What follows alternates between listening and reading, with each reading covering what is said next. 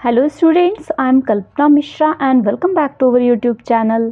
Students, आज के इस वीडियो में हम डिस्कस करने वाले हैं क्लास 9 साइंस का चैप्टर नंबर 9 ग्रेविटेशन का एक्सरसाइज क्वेश्चन नंबर 6, 7, 8। तो चलिए वीडियो को शुरू करते हैं। इससे पहले चैनल पर नए हैं तो चैनल को सब्सक्राइब जरूर करना। वीडियो अगर आपके लिए हेल्पफुल होती है वीडियो को लाइक शेयर करना।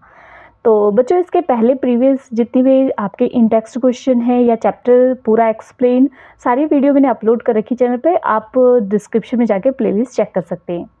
तो चलिए शुरू करते हैं क्वेश्चन नंबर 6। क्वेश्चन नंबर 6 है, what happen to the force between two object if. अभी बताना है आपको फोर्स का क्या होगा। यहाँ पे 3 सिचुएशन दे रखी है। तीनों सिचुएशंस को हम फॉर्मूले के साथ बहुत इजी तरीके से एक्सप्लेन करेंगे। बस आपको कंसेप्ट पता होना चाहिए, अपने आप इसका आंसर बिल्कुल इजी हो जाएगा। तो फर्स्ट है, the mass of one object is doubled. इन्होंने कहा है अगर एक ऑब्जेक्ट के मास को हम क्या कर दें, डबल कर दें, तो फोर्स का क्या होगा। Distance between the object is, अगर डिस्टेंस को हमने क्या करना है, डबल और फिर ट्रिपल, तो फोर्स का क्या होगा। अगर मास को हम दोनों के मास को, यहाँ हमने एक के मास को डबल किया था, यहाँ पे कह रहे हैं अगर दोनों के मास को डबल कर दे तो क्या होगा, ठीक है, फोर्स का। तो सबसे पहले हमें पता होना चाहिए universal law of gravitation force क्या है। तो यहाँ पर हम जो यूनिवर्सल लॉ ऑफ ग्रेविटेशन है, यहाँ पे जो हमारा कैपिटल जी होता है ये ग्रेविटेशन होता है, कैपिटल एम है हमारा जो एक ऑब्जेक्ट का मास, ये और दूसरा जो है हमारे दूसरे ऑब्जेक्ट का मास, और ये है डिस्टेंस, ठीक है। तो ये हमारा फॉर्मूला होता है यूनिवर्सल लॉ ऑफ ग्रेविटेशन का, F is equal to capital G, यहाँ पे मैंने कैपिटल M लिखा है, यहाँ पे कुछ भी हो सकता है, M1 M2 भी आप ले सकते हो, ठीक है, कुछ भी। बस हमें दो ऑब्जेक्ट का यहाँ पे मोशन बताना है। मतलब हम यहाँ पे क्या कैलकुलेट करते हैं कि दो ऑब्जेक्ट के बीच में जो फोर्स लगता है ना, उसको हम कैलकुलेट करते हैं इस फॉर्मूले से। और यहाँ पे डिस्टेंस का स्क्वायर, इसको हम देते हैं इक्वेशन नंबर 1, ठीक है।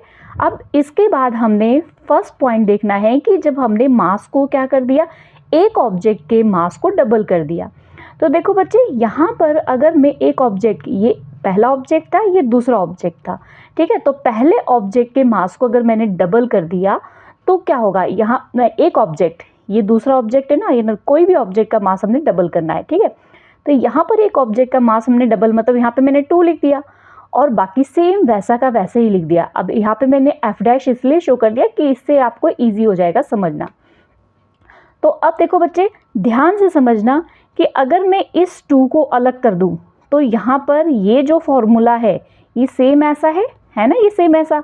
तो मैं क्या कर सकती हूँ, इस 2 को छोड़ के इस सारे की वैल्यू को मैं क्या फिल कर सकती हूँ, F फिल कर सकती हूँ ना। तो मैंने इस 2 को छोड़ के 2 को साइड में रख दिया और बाकी के वैल्यू को क्या फिल कर दिया, F फिल कर दिया। तो अब क्या हो गया, हमारा ये वाला फोर्स कितना हो गया, दूसरा फोर्स इसका। अगर हम मास को, एक ऑब्जेक्ट के मास को डबल करेंगे तो फोर्स भी क्या हो जाएगा, डबल हो जाएगा। तो यहाँ पर ये लिखा है हमने, when mass of the object, हमने उसको m लिया है, अगर इसको हम डबल कर देंगे तो फोर्स भी आपका क्या हो जाएगा, डबल हो जाएगा, ठीक है। नेक्स्ट पॉइंट हम देखते हैं। नेक्स्ट पॉइंट है हमारा क्वेश्चन में कि अगर हम डिस्टेंस को एक बार डबल कर दें और एक बार ट्रिपल कर दें, दोनों को बताना है, डबल कर देंगे तो क्या होगा और ट्रिपल कर देंगे तो क्या होगा। अच्छे से समझना, तब चीज़ें आपको बहुत अच्छे से समझ आएगी। तो if the distance between object, अगर हम ऑब्जेक्ट के बीच के डिस्टेंस को पहले हम क्या करते हैं, डबल, तो हम देखेंगे कि ये क्या हो जाएगा, जो फोर्स है वो 1/4 हो जाएगा, ठीक है। ये तो हमने कहानी कह दी, लेकिन अब इसको हम प्रूव करके दिखाएंगे कैसे। सेम हमने इसको F' ले लिया इज इक्वल टू, ये हमारा जी 2 मास, और हमने अब डिस्टेंस को क्या कर दिया, डबल, इसको हमने क्या लिख दिया, 2r की square.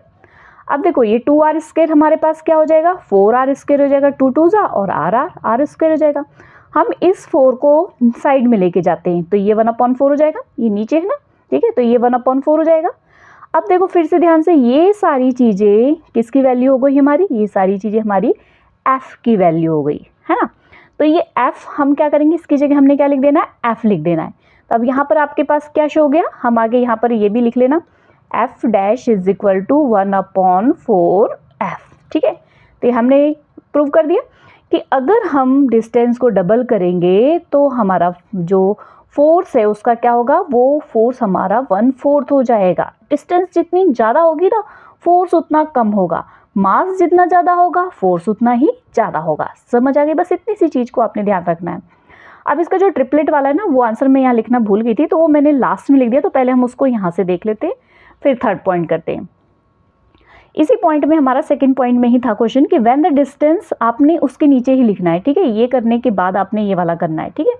When the distance will be triplet, अगर हमने उसको ट्रिपलेट कर दिया, 3 गुना कर दिया, तो फोर्स क्या हो जाएगा, 1/9 हो जाएगा। कैसे?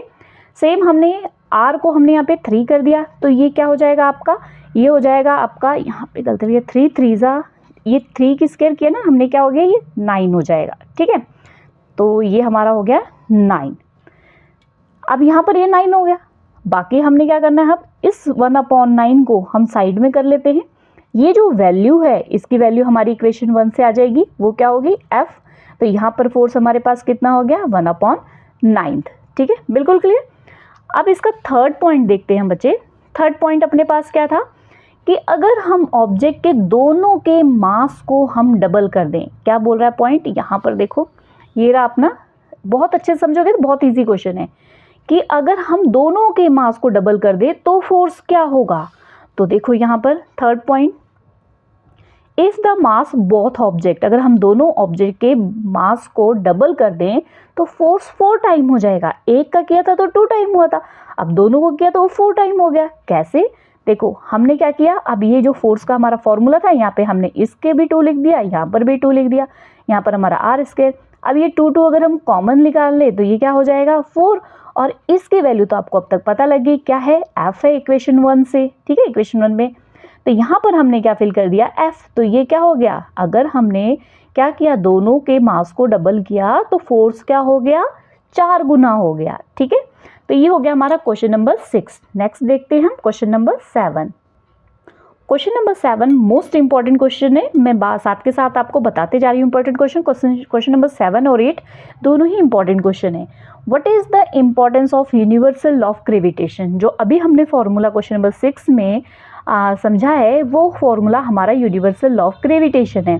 तब ये बोल रहे कि इसकी इंपॉर्टेंस क्या है, तो चलिए देखते हैं कौन कौन सी इंपॉर्टेंस है। First, the force that is responsible for the binding us the earth, ये वो फोर्स है जिसके थ्रू हम अर्थ से बंधे हुए हैं, ठीक है। इसी ग्रेविटेशन फोर्स की वजह से सारी चीजें एक दूसरे से जुड़ी हुई हैं।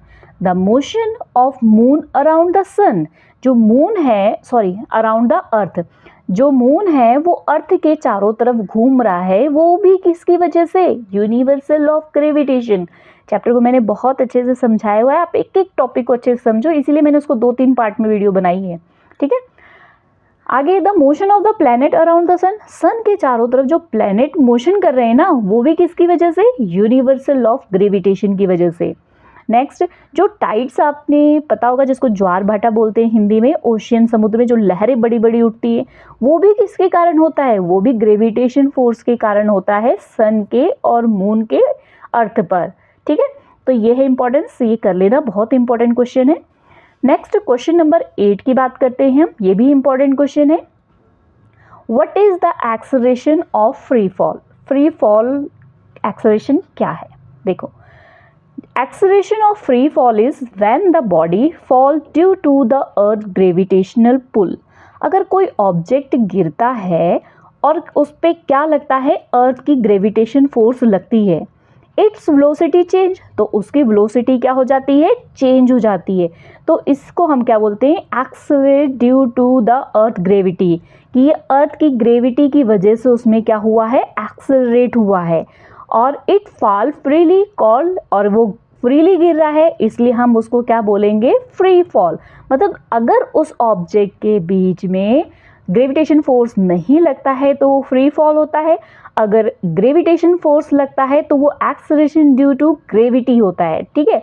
तो यहाँ पर दिस एक्सेलरेशन इज कैलकुलेट, जो ये एक्सेलरेशन होता है इसका एक कांस्टेंट होता है 9.8 मीटर पर सेकेंड स्क्वायर। यहाँ पे स्मॉल जी की कई बार आपसे वैल्यू भी पूछी जाती है, तो ये स्मॉल जी की वैल्यू है, ठीक है। तो यहाँ पे 1 मार्क्स में ये क्वेश्चन पूछे जाते हैं, तो ये ध्यान रखना। समझ आ गई बात, एक्सेलरेशन ऑफ फ्री फॉल हमने यहाँ पे बात की है। तो एक्सेलरेशन फ्री फॉल, कोई ऑब्जेक्ट फ्री फॉल गिर रहा है, उसकी जब अर्थ की ग्रेविटी उस पर वर्क कर जाती है तो उसे एक्सेलरेशन ऑफ फ्री फॉल कहते हैं। ठीक है, ओके स्टूडेंट्स, वीडियो अगर थोड़ी भी हेल्पफुल लगती है तो वीडियो को लाइक शेयर करना। मिलते हैं नेक्स्ट वीडियो में, बाय।